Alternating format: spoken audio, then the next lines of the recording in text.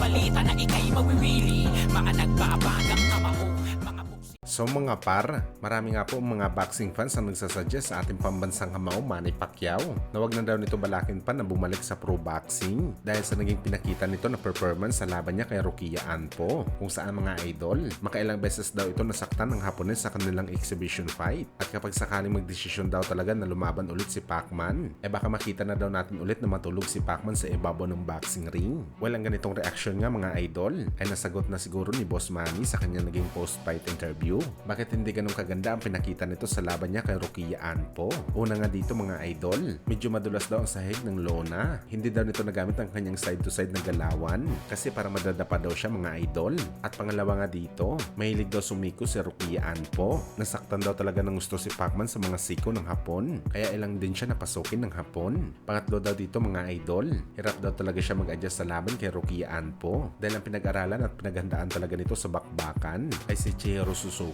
Ang original sana nito na kalaban, wala daw talaga siya masyado alam sa galawan ni Anpo. At ang huli nga sa lahat dito mga idol, mahaba talaga at matangkad ang Japanese fighter. Di masamak na mas malaki talaga ito kay Pacman. Kung saan mga idol, ito talagang naging concern natin sa laban na to ni Boss Manny. Tandaan po natin mga idol, maliit po sa welterweight division si Manny Pacquiao dahil ang regular na timbang nito mga idol 140 pounds. At sa laban nito kay Anpo mga idol, 152 pounds ang weight limit. At ang regular na timbang naman ng Hapon mga idol, pang super middleweight na talaga sa boxing. Kaya talaga naramdaman ni Pacman ang bigat ng suntok ni Rokia Anpo. Napapangiwi nga mga idol dati si Boss Manny sa laban nito kay Antonio Margarito na isang 5'11 lamang at 154 pounds lamang ang timbang, na lumaban pa sila sa prime mismo ni Pacman. Sa laban pa kaya nito kay Rokia Anpo na 45 anyos na ang Pinoy legend. Kaya malaki talagang tiwala natin mga idol na mag-iiba talaga ang magiging galawan ni Boss Manny kung 100% kondisyon ito sa training at komportable ito sa kanyang timbang na paglalabanan. Sa timbang lang kasi palagi nalulugi si Boss Manny. Lahat mga higante palagi ang kalaban. At sa tingin nyo ba mga idol, kung fair play lang ang laban ni Pacman at Rokia Anpo, palagay nyo ba mga idol mananalo ang Japanese fighter kay Pacquiao?